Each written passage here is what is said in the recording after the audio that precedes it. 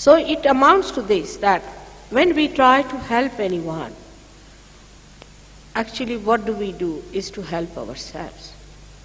Because we can't bear it within ourselves, that's why we are trying to help another person. But the trouble is, the awareness of this is not there. And that's why people suffer from either the ego or some sort of a conditioning when they come closer to another society. Like any society, take it now. For example, I am now in British society, we can say, or English society. When I come here, immediately you have to adjust yourself to that society. For example, I wear this red mark. So everybody will laugh at you, make fun of you. Then you'll start wondering, what is this? And you'll just rub it off, you see? Because you'll think that something funny is happening. Like in India, if you go and if you put on lipstick in the villages, people will say, what's wrong with this lady? Why is she putting on lipstick? You see, it's not supposed to put there. So then everybody will laugh and see that this is something funny she's doing. And she will try then to adjust herself to their requirements, and that's how we get into our conditionings. So either when you are dealing with the society, you either develop your ego or you develop your superego or your conditioning. So what is the problem? Why do we develop these things? We should not. We should stand on our right. We should stand as we are. And we should see the whole world as a witness. So the problem is this, that when you deal with the society, you must know that you are the part and parcel of the whole. That everyone you see, whether he is English, Indian or Arabic, are all part and parcel of one great being called God Almighty. And when these parts are not awakened, then they think they are separate and they fight among themselves. Or they condition each other, or they challenge the ego, and like that it goes on. But once they are aware about this collectivity, that they are part and parcel of the whole, they become one. They start moving in unison. Like in helium gas experiment, they have found out that when you start reducing the temperature of helium gas, all the molecules which were fighting with the heat just cool down, and they become so collective that their movement and everything goes in the same direction. Like the birds, they move according to the leader. In the same way, the movement starts. This happening has to take place within us when we talk that we have to have peace in this world, we have to have all the best things, and that people should live peacefully and happily. This is what we have to know, that human beings as they are require a transformation.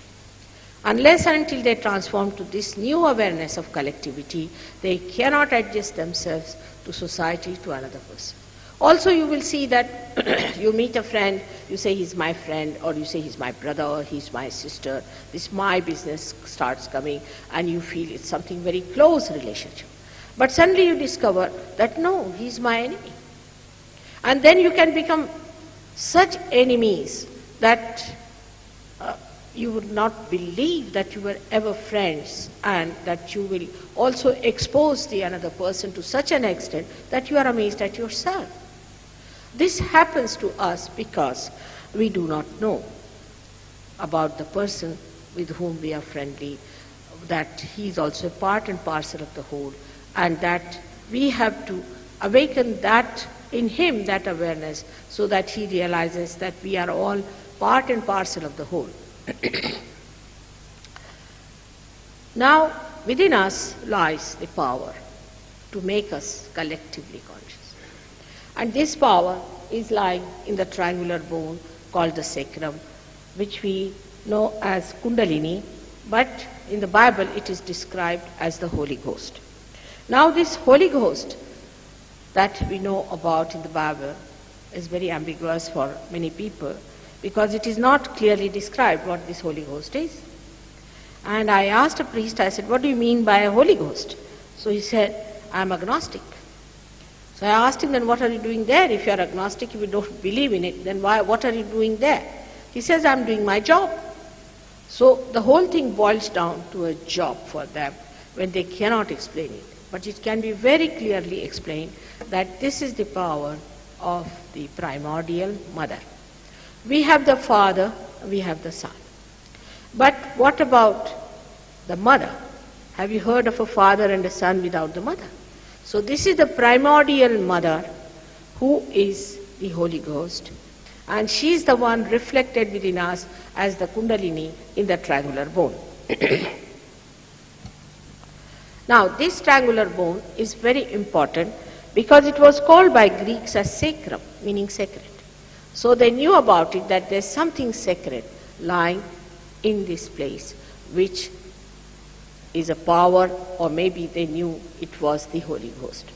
Whatever it was, they knew because they called it the sacrum bone. Now, within us, there are 7 centers, as I explained to you yesterday in Bristol, that we have 7 centers within us which are subtle centers. Now, these centers exist within us, but you can ask me, Mother, why should we believe? I should not. You should not believe me, but take it scientifically as a hypothesis. And if I prove it to you, then you will know that what I am saying is true. So these centers reside within us. And these centers on the outside express themselves, manifest themselves in gross ways in different plexuses, which doctors know about. Now, these centers are there at a very subtler point. Like the first center, as I told you, is the center of innocence. The second one is the center of our creativity. The third one is the center of our seeking. We seek food, then we seek shelter, then we seek money, possessions, power, love. All this comes through this center, which manifests outside as the solar plexus. Above that is the center of, we call it the center of the mother, because this center is the one that gives you protection. This center has a speciality, that underneath lies the sternum bone. And in the sternum bone, till you are about 12 years of age, the antibodies are created. They are like the soldiers of the mother. And these soldiers are available in the sternum bone, and the sternum bone is in charge of these soldiers all around. Now, when there is an attack, or when there is something that frightens you, suddenly the sternum bone starts pulsating. When it starts pulsating or moving, then as a result of that happening, the antibodies get information, like you get information through the ether. You don't see the ether, but you can get information in the same way. They are like radios, and they receive the information and they start attacking anything that is trying to disturb the personality. Then above that is the center, what we call here is the Vishuddhi Chakra, is the center where human beings raise their head up. This is the center that has made us a human being.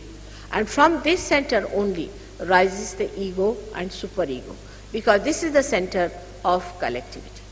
Because we speak through this center, we talk through this, we have rapport with other people through this, and as a reaction to that, ego and superego is built within us. When that is built within us, we become a personality. I am some, he is some, you are some.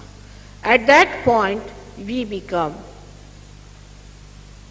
a person who has the consciousness of I-ness. Like, then I say, I like this, I want this. Say, I will say, I am an Indian. You will say, I am an Englishman. All these misidentifications start because you become an individual who tries to identify with many things. That's how we become separated from that power. This is the freedom we get, where we have to ourselves learn from our errors and trials what is right and what is wrong. Then above that lies the center here is of Christ. This is the window of Christ, I should say. But this center is very important because this center controls these two institutions of ego and superego. That's why it is said that Christ died for our sins. When you awaken Christ in that center, then he sucks in these two institutions or these two balloon-like structures. He sucks in so that our karmas, which are talked of, that we have done bad karmas and we have done this and that, all that goes into it, and our sins or our conditioning all are sucked in. And we enter into the kingdom of God, which is the limbic area in the medical terminology. But from here, you have to pierce through.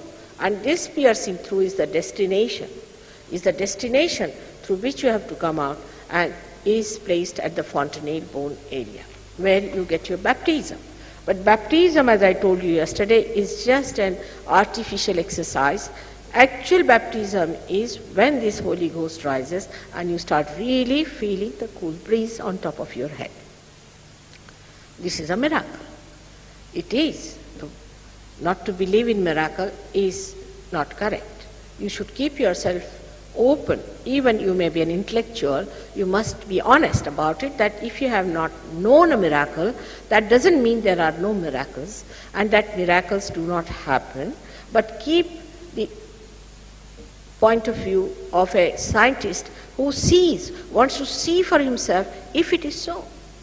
Now this miracle happens when the Kundalini rises, pierces through all these centers and pierces through here.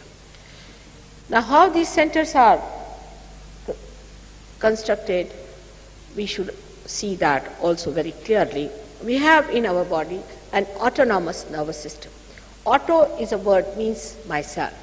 But who is this self? Who is this auto? Doctors don't know about it. They have just given a name, autonomous. Now this autonomous has two systems. One is the sympathetic, another is the parasympathetic. Now the sympathetic system we use when we are in emergency, because supposing we are running very fast, then the sympathetic goes into action and you get a very strong heartbeat. Also the beat is much faster than normal.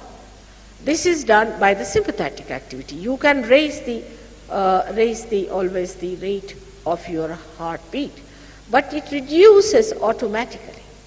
How? It is done by the parasympathetic, which is in the center. Now these three channels, as you see, are the channels. One on the left hand side is the left sympathetic channel, but it's a subtle channel which expresses outside as the left sympathetic. Then right side is the right sympathetic, and in the center is the parasympathetic nervous system, which is also responsible for our evolutionary process. So now we have evolved up to the human stage. This is not the end, because if it was the end, we would have known everything. But we do not know everything.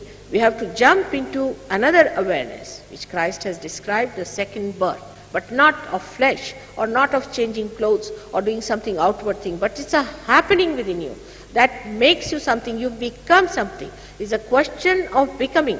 It is not that you become just a member of some group, or you say, all right, I belong to this group, or I wear this kind of a dress, I do this kind of a thing. That's not the way. It's actual happening that takes place within you, and that makes you realize. If you have to become something, if it has to happen within you, then that is the one we should call as the real truth. It has to be felt on the central nervous system, like you have become a human being. You can feel the dirt and filth, you can see the colors, you can see the beautiful patterns, everything, because you are a human being. But for a dog, it doesn't matter whether it's dirty, filthy, it doesn't smell that. So in the same way, when you have to become something higher, then is to be felt on your central nervous system. It's not just a mental projection to say, oh, I believe in this, I believe in that, I don't believe in that. It's not that way at all. It is to be felt on your central nervous system, on your fingertips. You have to feel it.